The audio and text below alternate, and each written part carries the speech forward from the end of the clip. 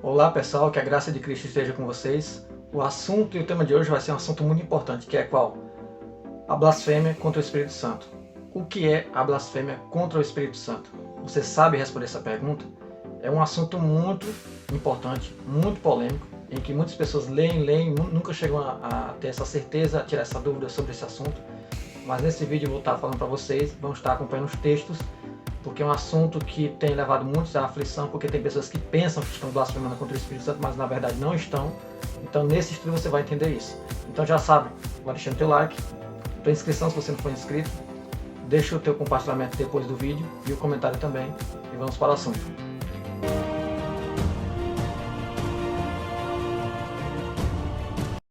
Então pessoal, para a gente começar a compreender esse assunto, nós vamos ler aqui no Evangelho de Mateus, capítulo 12, a partir do verso 23 até o verso 32.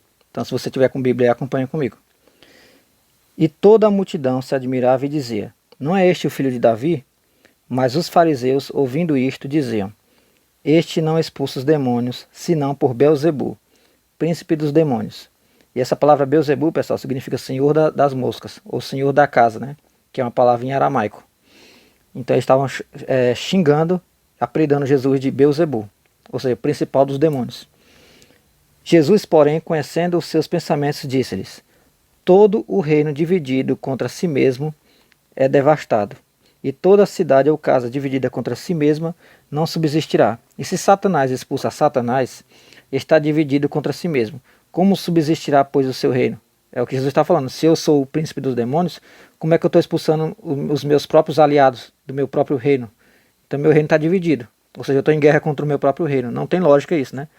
E Jesus, olha como é que começa a leitura aqui. Ó. Toda a multidão se admirava e dizia: Não é este o filho de Davi? Por quê? Por causa dos milagres, pessoal, que Jesus fazia. Cura, expulsão de demônios, todo tipo de maravilha, né? E as pessoas que criam, né, no evangelho que Jesus trazia. Então, o que é que os fariseus e escribas e demais religiosos perdidos faziam naquele tempo? Os adversários de Jesus. Eles atribuíam a Jesus Cristo ser usado por demônios e pelo diabo, sendo que aquilo ali era feito por quem? Pelo Espírito Santo. Então vocês estão vendo o perigo? Bora continuar a leitura aqui no verso 27. E se eu expulso os demônios por Beelzebu, por quem os expulsam então vossos filhos? Portanto, eles mesmos serão os vossos juízes. Isso aqui é um outro assunto que eu não vou explicar agora. Verso 28. Mas se eu expulso os demônios pelo Espírito de Deus, logo é chegado a vós o reino de Deus. Ou como pode alguém entrar na casa do homem valente? Esse homem valente aqui na parábola, Jesus está falando do diabo, viu? Como pode alguém entrar na casa do homem valente e furtar os seus bens, se primeiro não amarrar o valente, saqueando então a sua casa?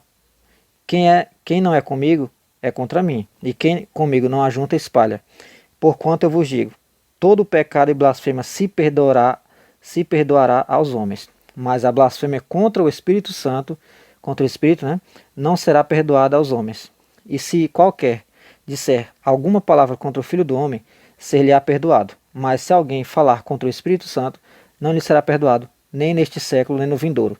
Agora, pessoal, a gente vai ler em outros evangelhos para a gente comparar essa citação. Bora aqui para Marcos 3.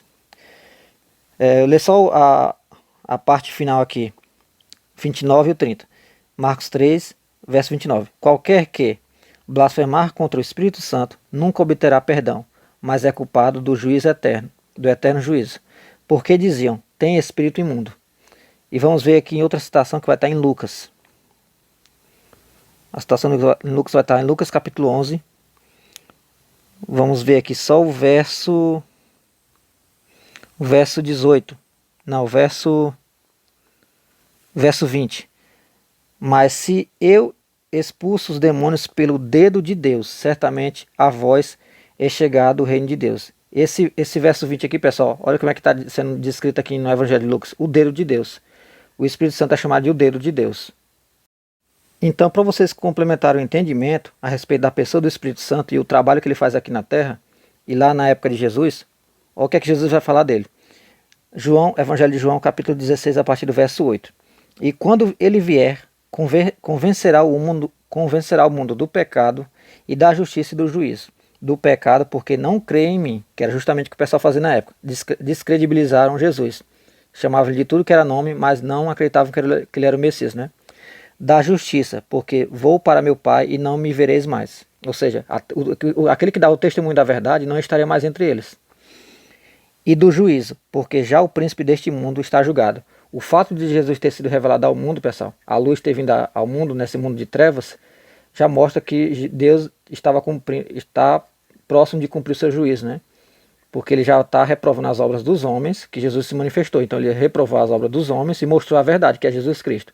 Quem quiser seguir a verdade e ser salvo, segue a Cristo. Quem não quiser, permanecer em rebeldia, que era o que o pessoal na época fazia e que as pessoas fazem hoje em dia, né?